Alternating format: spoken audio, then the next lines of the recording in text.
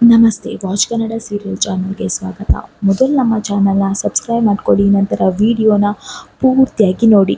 ಇನ್ನು ಇವತ್ತಿನ ವಿಡಿಯೋದಲ್ಲಿ ಏನೆಲ್ಲ ಆಗುತ್ತೆ ಅಂತ ನೋಡೋಣ. ಸೂರ್ಯಕಾಂತ್ ಮತ್ತು ಚಂದ್ರಕಾಂತ್ ಇಬ್ಬರು ಕೂಡ ಕಿರ್ಚಾಡ್ತಿರ್ತಾರೆ. ನಂದ ಹೊರಗೆ ಬಾರೋ, ನನ್ನಮ್ಮ ನಿಮ್ಮನೇಲಿದ್ದಾರೆ, ಮೊದಲು ಅವರನ್ನು ನಮ್ಮನೆ ಕಳಿಸಿಕೊಡು, ನಿಮ್ಮನೇಲಿ ಬಚ್ಚಿಟ್ಟಿದ್ಯಾ ಅಂತ ಹೇಳ್ಕೊಂಡು ಬಾಯಿಗೆ ಬಂದಾಗ ಬೈತಾರೆ.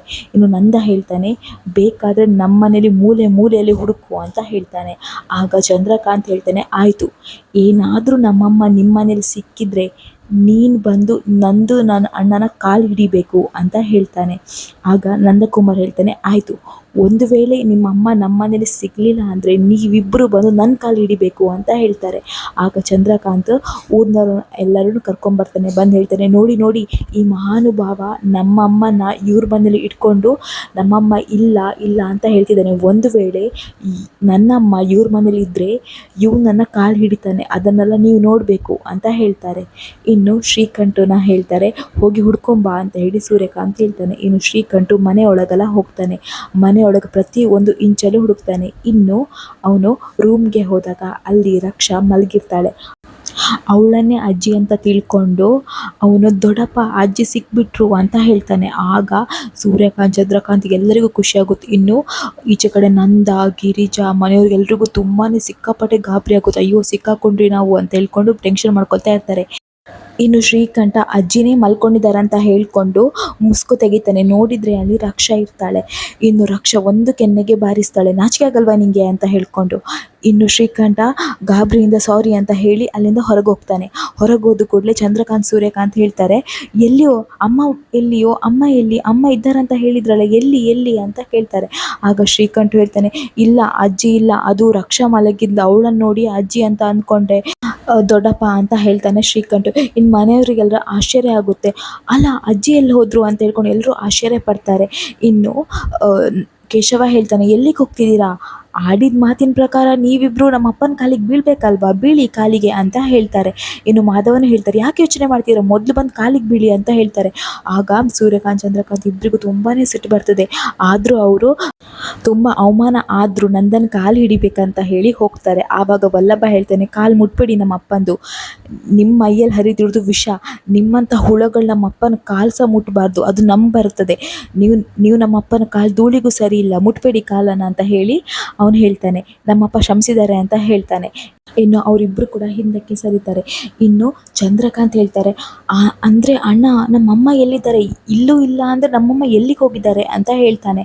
ಆವಾಗ ಸೂರ್ಯಕಾಂತ್ ಹೇಳ್ತಾನೆ, ನನಗೂ ಕೂಡ ಗೊತ್ತಾಗ್ತಿಲ್ಲ ಕಣೋ, ಅಮ್ಮ ಎಲ್ಲಿ ಹೋಗಿದ್ದಾರೆ ಅಂತ ಹೇಳಿ ಹೇಳ್ತಾ ಇರ್ತಾನೆ. ಅಷ್ಟರಲ್ಲಿ ಅಜ್ಜಿ ಬರ್ತಾರೆ. ಅಜ್ಜಿ ಬಂದು, ಸೂರ್ಯ, ಚಂದ್ರ, ಏನಾಯಿತು, ಯಾಕೆ ಎಲ್ಲರೂ ಸೇರಿದ್ದಾರೆ, ಏನಾಯಿತು, ಮತ್ತೆ ಏನಾದರೂ ಗಲಾಟೆ ಶುರು ಮಾಡಿದ್ರಾ ಅಂತ ಹೇಳ್ತಾರೆ.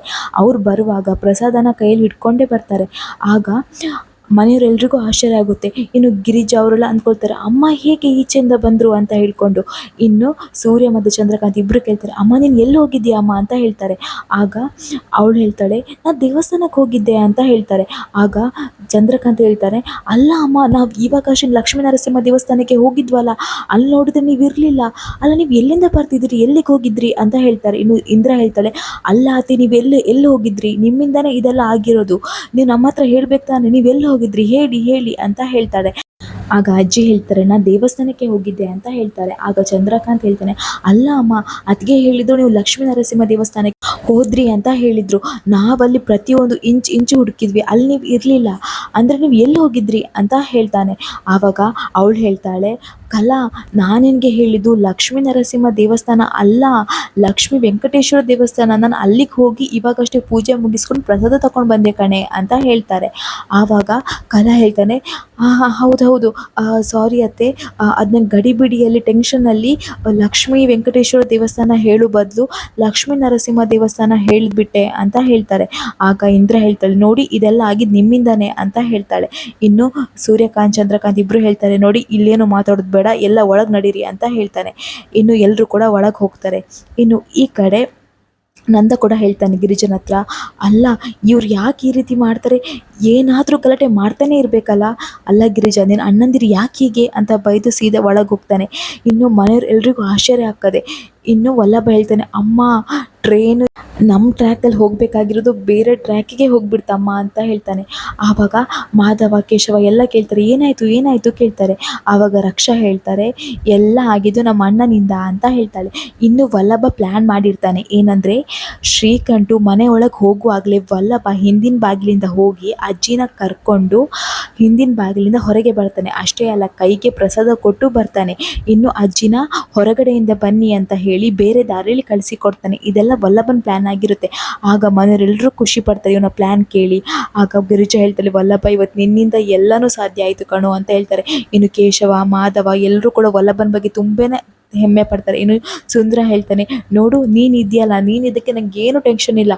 ಅಲ್ಲ, ನಮ್ಮ ಅಣ್ಣನ ನೋಡಿದ್ರೆ ನಾನಿಷ್ಟು ಪೆದ್ದು ಅಂತ ಅನಿಸ್ತದೆ ನನಗೆ ಅಂತ ಹೇಳ್ಕೊಂಡು ನಗಾಡ್ಕೊಂಡಿರ್ತಾರೆ. ಇನ್ನು ಮನೆ ಒಳಗಡೆ ನಂದ ಹೇಳ್ತಾನೆ, ಮನೆಯವರೆಲ್ಲರೂ ಇರ್ತಾರೆ. ನಂದ ಹೇಳ್ತಾನೆ, ಅಲ್ಲ ಗಿರಿಜಾ, ಯಾಕೆ ನೀನು ಅಣ್ಣಂದಿರು ಹೀಗೆ ಮಾಡ್ತಾರೆ? ಅಲ್ಲ, ಅವ್ರಿಗೆ ತಲೆ ಸರಿ ಇಲ್ವಾ? ಅವ್ರ ಅಮ್ಮ ಕಾಣಿಸ್ತಿಲ್ಲ ಅಂದರೆ ಎಲ್ಲ ಕಡೆ ಹೋಗಿ ಹುಡುಕಬೇಕು, ಅದನ್ನು ಬಿಟ್ಟು ನಮ್ಮ ಮನೇಲಿ ಬಂದು ಹುಡುಕ್ತಾರಲ್ಲ. ನಾವೇ ಏನೋ ಅವ್ರ ಅಮ್ಮನ ಕರ್ಕೊಂಡು ಬಂದು ಇಲ್ಲಿ ಇಟ್ಟಿದ್ದೇವೆ ಅನ್ನೋ ಥರ ಮಾಡ್ತಾರಲ್ಲ. ಯಾಕೆ ಅವ್ರು ಈ ರೀತಿ ಮಾಡ್ತಾರೆ? ಅವ್ರಿಗೆ ಬುದ್ಧಿನೇ ಇಲ್ವಾ ಹೇಳ್ಕೊಂಡು ಬೈತಾ ಇರ್ತಾನೆ. ಆಗ ಸುಂದರ ಹೇಳ್ತಾನೆ, ಅಲ್ಲ ಭಾವ, ನಮ್ಮ ಅಣ್ಣಂದಿರ ಬಗ್ಗೆ ನಿಮಗೆ ಗೊತ್ತಿದೆ, ಅವ್ರ ಬಾಲ ಯಾವತ್ತಿದ್ರೂ ಹನುಮಂತನ ಬಾಲ ಥರ, ಅದು ಎಷ್ಟೇ ಕಟ್ ಮಾಡಿದ್ರು ಬೆಳಿತಾನೆ ಇರುತ್ತೆ. ಅವ್ರ ಬಗ್ಗೆನೂ ಚಿಂತೆ ಮಾಡಬೇಡಿ ಬಾವ ಅಂತ ಹೇಳ್ಕೊಂಡು ನಗಾಡ್ತಾ ಇರ್ತಾರೆ.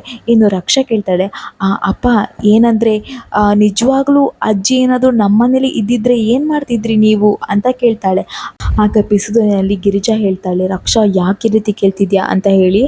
ರಕ್ಷಾ ಯಾಕೆ ಈ ರೀತಿ ಎಲ್ಲ ಮಾತಾಡ್ತಿದ್ಯಾ? ಅಲ್ಲ ಕಣೆ, ಅವ್ರು ಯಾಕೆ ನಮ್ಮ ಮನೇಲಿ ಬರಬೇಕು?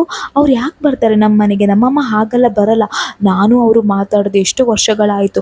ಆಸ್ಪತ್ರೆಗೆ ಹೋದಾಗ ಮಾತಾಡಿದ್ದು, ಅವ್ರು ಯಾವತ್ತೂ ನಮ್ಮ ಮನೆಗೆ ಬರಲಿಲ್ಲ ಅಲ್ವಾ, ಇವಾಗ ಯಾಕೆ ನಮ್ಮ ಮನೆಗೆ ಬರ್ತಾರೆ? ನೀನು ಏನನ್ನು ಕೇಳಬೇಡ ಅಂತ ಹೇಳ್ತಾರೆ.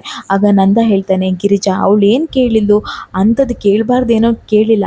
ಅಕಸ್ಮಾತ್ ನಿಮ್ಮ ಅಮ್ಮ ಏನಾದರೂ ನಮ್ಮ ಮನೇಲಿ ಇದ್ದಿದ್ದರೆ ನಾನು ಮನೆ ಬಿಟ್ಟು ಹೋಗ್ತಿದ್ದೆ ಅಂತ ಹೇಳ್ತಾನೆ. ಆಗ ಮನೆಯವರೆಲ್ರಿಗೂ ತುಂಬಾ ಶಾಕ್ ಆಗುತ್ತೆ. ಇನ್ನು ಗಿರಿಜಾ ಹೇಳ್ತಾಳೆ, ರೀ ಯಾಕ್ರಿ ಆ ರೀತಿ ಮಾತಾಡ್ತಿದ್ದೀರಾ? ರೀ ಮನೆ ಬಿಟ್ಟು ಹೋಗೋದಂದರೆ ಏನು ರೀ ಅಂತ ಕೇಳ್ತಾಳೆ. ಆವಾಗ ನಂದ ಹೇಳ್ತಾನೆ, ಹೌದು ಗಿರಿಜಾ, ಏನಾದರೂ ನಿಮ್ಮ ಅಮ್ಮ ನಮ್ಮ ಮನೇಲಿ ಇದ್ದಿದ್ದರೆ ನಾನು ನಿಜವಾಗ್ಲೂ ಮನೆ ಬಿಟ್ಟು ಹೋಗ್ತಿದ್ದೆ. ಏಕೆಂದರೆ ನಿಮ್ಮ ಅಮ್ಮ ನಮ್ಮ ಮನೆಗೆ ಬಂದಿದ್ದರೆ ನೀವೆಲ್ರಿಗೂ ವಿಷಯ ಗೊತ್ತಾಗ್ತಿತ್ತು ಅಲ್ವಾ. ಹೊರಗಡೆ ನಿಮ್ಮ ಅಣ್ಣ ಚಾಲೆಂಜ್ ಮಾಡಿದಾಗ ನಿಮಗೆ ವಿಷಯ ಗೊತ್ತಿದ್ದರೂ ನನ್ನ ನೀವು ಹೇಳ್ತಿರಲಿಲ್ಲ. ಹಾಗಾಗಿ ಅವ್ರು ಮಾಡಿದ ಚಾಲೆಂಜ್ ಪ್ರಕಾರ ನಿಮ್ಮ ಅಮ್ಮ ನಮ್ಮ ಮನೇಲಿ ಇದ್ದಿದ್ರೆ ನಾನು ಅವರ ಕಾಲು ಹಿಡಿಬೇಕಿತ್ತು. ನನಗೆ ಇಡೀ ಊರಿನವ್ರ ಮುಂದೆ ಅವಮಾನ ಆಗ್ತಿತ್ತು, ನನ್ನ ಮಾನ ಮರ್ಯಾದೆ ಹೋಗ್ತಿತ್ತು. ಅಂಥದ್ದಾದಮೇಲೆ ನಿಮಗೆ ನಾನು ಶಿಕ್ಷೆ ಕೊಡೋದು ಬದಲು ನನಗೆ ನಾನೇ ಶಿಕ್ಷೆ ಕೊಟ್ಟು ಮನೆ ಬಿಟ್ಟೇ ಹೋಗ್ತಿದ್ದೆ ಅಂತ ಹೇಳಿ ಅಲ್ಲಿಂದ ಹೋಗ್ತಾನೆ. ಆಗ ವಲ್ಲಭ ಹೇಳ್ತಾನೆ, ನೋಡಿದ್ರಾ ಇಷ್ಟೆಲ್ಲ ಆಗ್ತಿತ್ತು ಅಂತ ಹೇಳ್ತಾನೆ. ಇನ್ನು ಮಾಧವ ಹೇಳ್ತಾನೆ, ವಲ್ಲಭ ಇದಕ್ಕೆಲ್ಲ ಕಾರಣ ನೀನೇ ಕಣೋ, ನೀನು ನಮ್ಮನ್ನು ಕಾಪಾಡಿಬಿಟ್ಟು ಕಣೋ, ನಮ್ಮ ಅಪ್ಪನೂ ಕಾಪಾಡಿಬಿಟ್ಟು. ಏನಾದರೂ ಇವತ್ತು ವಿಷಯ ಗೊತ್ತಾಗಿದ್ದರೆ, ಶ್ರೀಕಂಠು ನಮ್ಮನೇಲಿ ಹುಡುಕ್ಲಿಕ್ಕೆ ಬರುವಾಗ ಅಜ್ಜಿ ಸಿಕ್ಕಿದ್ರೆ ನಮ್ಮ ಗತಿ ಏನಾಗ್ತಿತ್ತು? ಅಪ್ಪ ನಮ್ಮನ್ನು ಯಾವತ್ತೂ ಕ್ಷಮಿಸ್ತಾ ಇರಲಿಲ್ಲ. ಅಷ್ಟೇ ಅಲ್ಲ, ಅಪ್ಪ ಹೇಳಿದ್ರಲ್ಲ ಮನೆ ಬಿಟ್ಟೇ ಹೋಗ್ತಿದ್ದೆ ಅಂತ, ಇದನ್ನೆಲ್ಲ ತಪ್ಪಿಸಿದ್ದು ನೀನು ಕಣೋ, ಥ್ಯಾಂಕ್ ಯು ಸೋ ಮಚ್ ಚಿಕ್ಕು ಅಂತ ಹೇಳ್ಕೊಂಡು ತುಂಬಾ ಮನೆಯವರೆಲ್ಲರೂ ಖುಷಿ ಪಡ್ತಾ ಇರ್ತಾರೆ. ಇನ್ನು ಈ ಕಡೆ ಚಂದ್ರಕಾಂತ್, ಸೂರ್ಯಕಾಂತ್ ಇಬ್ಬರು ಸಿಟ್ಟಲ್ಲಿರ್ತಾರೆ. ಸೂರ್ಯಕಾಂತಿಗಂತೂ ತುಂಬಾ ಸಿಟ್ಟು ಬಂದಿರ್ತದೆ. ಏನಾಯಿತು ಅಂತ ಹೇಳಿ ಫ್ಲವರ್ ವಾಸನ್ನು ತೆಗೆದು ಒಡೆದಾಕ್ತಾನೆ. ಇನ್ನು ಇಂದ್ರ ಹೇಳ್ತಾ ಇರ್ತಾಳೆ, ಅಲ್ಲ ಈ ಭಾವ ನೋಡಿದರೆ ಏನು ಹಸಿಮೆಣಸಿನ್ಕಾಯಿ ತಿಂದವ್ರ ಥರ ಮಾಡ್ತಿದ್ದಾರೆ, ಮೈಯೆಲ್ಲ ಉರ್ಕೊಳ್ತಿದ್ದಾರೆ ಅಂತ ಹೇಳ್ತಾ ಇರ್ತಾರೆ. ಇನ್ನು ಚಂದ್ರಕಾಂತ್ ಹೇಳ್ತಾನೆ, ಅಣ್ಣ ಕಂಟ್ರೋಲ್ ಮಾಡ್ಕೋ ಅಣ್ಣ, ಸ್ವಲ್ಪ ಕಂಟ್ರೋಲ್ ಮಾಡ್ಕೋ, ಸಮಾಧಾನ ತಗೋ ಅಣ್ಣ ಅಂತ ಹೇಳ್ತಾನೆ. ಆಗ ಸೂರ್ಯಕಾಂತ್ ಹೇಳ್ತಾನೆ, ಏನು ಸಮಾಧಾನ ಮಾಡೋದು ಚಂದ್ರು, ಏನು ಸಮಾಧಾನ ಮಾಡೋದು? ಆ ನಂದನೆದ್ರಿಗೆ ನನ್ನ ಮಾನ ಮರ್ಯಾದೆ ಹೋಯಿತು, ಅವನ ಕಾಲಿಡಲಿಕ್ಕೆ ನಾನು ಹೋದೆ ಅಲ್ವಾ. ನನಗಂತೂ ಆಗ್ತಿಲ್ಲ ಕಣೋ. ಏನಾದರೂ ಶ್ರೀಕಂಠ ಹುಡುಕಿದಾಗ ನಮ್ಮ ಅಮ್ಮ ಅಲ್ಲಿ ಸಿಕ್ಕಿದ್ರೆ ನನಗೆ ಸ್ವಲ್ಪ ಬೇಜಾರೇನೋ ಆಗ್ತಿತ್ತು, ಸಿಟ್ಟು ಬರ್ತಿತ್ತು. ಆದರೆ ನಮ್ಮ ಕಾಲು ಹಿಡಿದಿದ್ದ ಅನ್ನೋ ಖುಷಿ ಬೇರೆಯೇ ಇರ್ತಿತ್ತು ನನಗೆ, ಆ ಲೆವೆಲೇ ಬೇರೆ ಇರ್ತಿತ್ತು. ಆದರೆ ಆಗಿದ್ದೇನು, ನನಗಂತೂ ತಡ್ಕೊಳ್ಳಿಕ್ಕಾಗ್ತಿಲ್ಲ ಚಂದ್ರು, ನನಗಂತೂ ತಡ್ಕೊಳ್ಳಿಕ್ಕಾಗ್ತಿಲ್ಲ ಅಂತ ಹೇಳ್ತಾನೆ. ಇನ್ನು ಚಂದ್ರಕಾಂತ್ ಇಂದ್ರನಿಗೆ ಬೈತಾನೆ, ಇಂದ್ರ ಇದಕ್ಕೆಲ್ಲ ಕಾರಣ ನೀನೇ ಕಣೆ, ನೀನೇ ಅಲ್ವಾ ಹೇಳಿದ್ದು ಅಮ್ಮ ಅವ್ರ ಮನೇಲಿದ್ದಾರಂತ ಹೇಳಿ, ಅದಕ್ಕೆ ತಾನೇ ನಾವು ಹುಡ್ಕೋಕೆ ಹೋಗಿದ್ದು ಅಂತ ಹೇಳ್ತಾನೆ, ಬೈತಾನೆ. ಇನ್ನು ಇಂದ್ರ ಹೇಳ್ತಾಳೆ, ಅಲ್ಲ ರೀ, ನಾನೇನು ಅವ್ರ ಮನೇಲೇ ಇದ್ದಾರಂತ ಹೇಳಿದ್ನ, ಅವ್ರ ಮನೇಲಿ ಇದ್ದರೂ ಇರ್ಬೋದು ಅಂತ ಹೇಳಿದರೆ, ಒಂದು ವೇಳೆ ಅತ್ತೆ ಏನಾದರೂ ಅವ್ರ ಮನೇಲಿ ಇದ್ದಿದ್ದರೆ ನೀವು ಕ್ರೆಡಿಟ್ ಎಲ್ಲ ನಂಗೆ ಕೊಡ್ತಿದ್ರ, ಅದನ್ನು ನೀವೇ ತಗೊಳ್ತಿದ್ರಿ. ಇವಾಗ ಅತ್ತೆ ಅವ್ರ ಮನೇಲಿ ಇಲ್ಲ ಅಂತ ಹೇಳಿದ ತಕ್ಷಣ ನನಗೆ ಬೈತಿದ್ದೀರಲ್ಲ ನೀವು ಅಂತ ಹೇಳ್ತಾನೆ. ಇನ್ನು ಚಂದ್ರಕಾಂತ್ ಹೇಳ್ತಾನೆ, ಅಮ್ಮ ಇದಕ್ಕೆಲ್ಲ ಕಾರಣನೇ ನೀನಮ್ಮ ನೋಡಿದ್ಯಾ ಅಂತ ಹೇಳ್ತಾರೆ. ಇನ್ನು ನೋಡು ಎಲ್ಲಿಗೂ ಹೋಗಬೇಡ ನಮ್ಮನ್ನು ಕೇಳದೆ ಅಂತ ಹೇಳ್ತಾರೆ. ಇನ್ನು ಕಲಾ ಹೇಳ್ತಾಳೆ, ಅತ್ತೆ ನೋಡಿದ್ರಾ ಇಷ್ಟೆಲ್ಲ ಆಯಿತು, ಅದಕ್ಕೆ ನಾನು ಹೇಳಿದೆ ಅಲ್ಲಿಗೆ ಹೋಗಬೇಡಿ ಹೋಗಬೇಡಿ ಅಂತ ಹೇಳ್ಕೊಂಡು ಅಂತ ಹೇಳ್ತಾಳೆ.